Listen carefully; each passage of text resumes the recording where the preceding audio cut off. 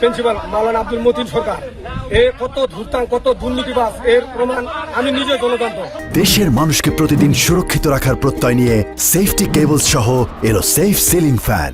উনি যখন এখানে প্রিন্সিপালের দায়িত্ব নেন, উনি এখানে যখন প্রথম দায়িত্ব নেন প্রিন্সিপালের, তখন ওর বাড়িতে আমি গেছিলাম। ওর বাড়িতে কলার ঝল্লা দিয়ে টিবল পাট্টা ঘেরা ছিল, আর শুয়ার ঘরটাতে ছিল সিঞ্জার বেড়া।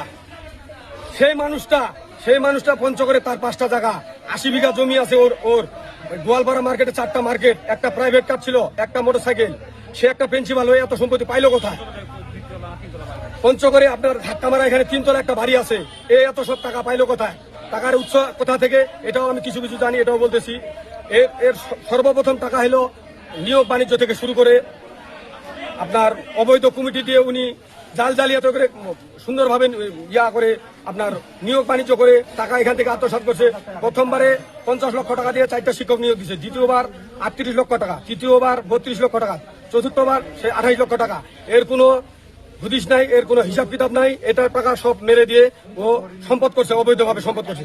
আমাদের দক্ষিণ পাশে একটা পুকুর, এই পুকুরের বালি খনন করে সে অনেক বিপুল পরিমাণ টাকা সে ওখান থেকে আত্মসাৎ করছে। আর এখানে আমাদের এই লক্ষ্মীপুর ইসলামী আলিম মাদ্রাসা প্রতিষ্ঠানটির পৈতৃক সম্পত্তি আপনার 25 একর মাটি আছে এখন পর্যন্ত। মোটামুটি হারে 22-23 একর মাটি লিজ দেওয়া হয় প্রতি বাৎসরিক। এটাতে আয় আসে শুরু থেকে আসতে 5 লাখ, তারপরে 8 লাখ, এভাবে এখন পর্যন্ত দাঁড়াইছে 10 লাখের উপরে টাকা আসে। এই টাকার কোনো হিসাব কিতাব নাই, মাদ্রাসায় কোনো উন্নতি নাই। উনি বিভিন্ন সময়ে বিভিন্ন দল থেকে কাজ করতেন। যেমন আওয়ামী লীগের সময় উনি 15 বছর উনি কোনো হিসাব কিতাব দেননি। 15 বছর কিভাবে কি করছে প্রতিষ্ঠানের টাকা, এটাও কোনো হিসাব পাওয়া যায়নি। উনি শুধু এই দোষগুলো না, উনি আয় পরীক্ষা ছেলেকে দিয়ে সে মেট্রিক পরীক্ষা পক্ষিত হয়েছে, এটারও একটা চলমান মামলা আছে, ওটা তো চার্জশিটভুক্ত আসামি। আমি একটা নিয়োগ বাণিজ্য উনি জালিয়াতি করে আমি একটা মামলা করছি, আমি সেই মামলার বাদী। বর্তমান মামলা চলমান আছে, 7 তারিখে আমার ডেট আছে এই মামলার। এত সব দুর্নীতি করে এই চোরকে আমরা কিভাবে প্রতিষ্ঠানে ঢুকাবো? এর শুধু এই প্রথমবার সাসপেন্ড না, উনি এর আগে 5 বার সাসপেন্ড হয়েছে।